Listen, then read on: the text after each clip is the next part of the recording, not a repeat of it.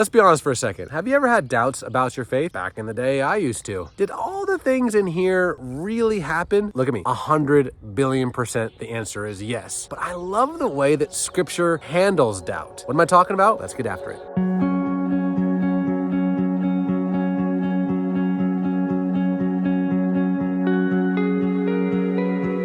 Welcome to Bible Time. I'm Raj Nair, and you and I are here simply to renew our joy for Scripture. And our Scripture today comes from John 20. You've probably heard it before. It's about Mr. Doubting Tom. And it starts in verse 25. It goes like this. So the other disciples told him, "We have seen the Lord." But he said to them, "Unless I see the nail marks in his hands and put my finger where the nails were and put my hand into his side, I will not believe." A week later, his disciples were in the house again, and Thomas was with them. Though the doors were locked, Jesus came and stood among them and said, "Peace be with you." Then he said to Thomas, "Put your finger here. See my hands. Reach out with your hand and put it into my side. Stop doubting and believe." Thomas said to him, "My Lord and my God." And Jesus told him, "Because you have seen me, you have believed. Blessed are those who have not seen and yet have believed." Now, doubt is something that I'm absolutely fascinated by because I don't think doubt looks the same for different people. That's why I'm so interested in Christian apologetics, basically being able to give a defense for the faith that you profess scientifically, historically, archaeologically. And here's the thing. If anyone in the world had reason not to doubt, it was Thomas. Thomas had been with them for like a long time at this point. Not by him, I mean Jesus himself. Thomas had hung out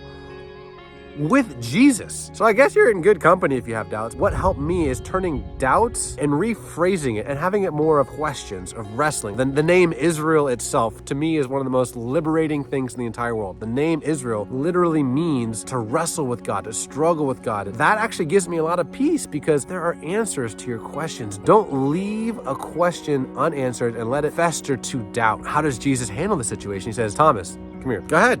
Put your hands here." And I think that's what's so cool about the generation that you and I are living in, because we read all these Old Testament stories and we're like, okay, unless I see that any of this stuff happened, I'm going to just maybe think that the whole Old Testament was allegorical or hyperbolic or, a cute fairy tale. And then God's like, all right, dig right here. I think that's what I love about the God of Israel. It's like the more the world wants to be like, none of this happened.